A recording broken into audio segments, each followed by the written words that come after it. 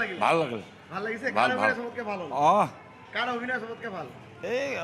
এই গোটেইকেইটাই ভাল মানুহ হয় নাকি অঁ কি ফিল্ম চালা বাবু হ্যাঁ ভালো আছে ভাল লাগিছে হ্যাঁ। কাক ভাল লাগিলে হ্যাঁ কাক ভাল লাগিলে হাতি হাতি হাতি ভাল লাগছে কেনেকুৱা লাগিল নিউ কনসেপ্ট মানে family is a family R কি ফিল্ম খুব ভাল লাগিল হয় নেকি আগৰখনো চাইছিলোঁ এইখন 2 নম্বৰ এইখনো চালোঁ বিৰাট খুব ধুনীয়া প্ৰত্যেকৰে ভাল কাৰ কম যে এওঁৰ ভাল হৈছে তপন দাসৰ ভাল হৈছে প্ৰাঞ্জল শইকীয়াৰতো ধুনীয়া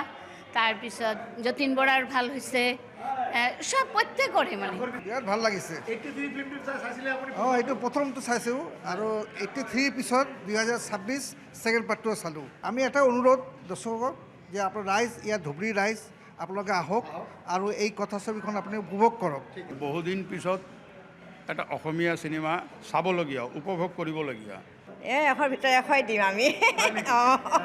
ফিল্মখন চাব লাগে মানে ফিল্মখনত বহুত শিকিবলগীয়া কথা আছে মানে আমাৰ যিটো জেনেৰেশ্যন আজিকালি মানে তেনেকুৱা আহি পেলাই কেনেকৈ ভাল হ'ল ককাকৰ শাসনত ল'ৰাজনে কেনেকৈ এটা নতুন জীৱন পালে এইবিলাক বহুত শিকিবলগীয়া কথা আছে বহুত ভাল লাগিছে এই অসমীয়া চিনেমা মানে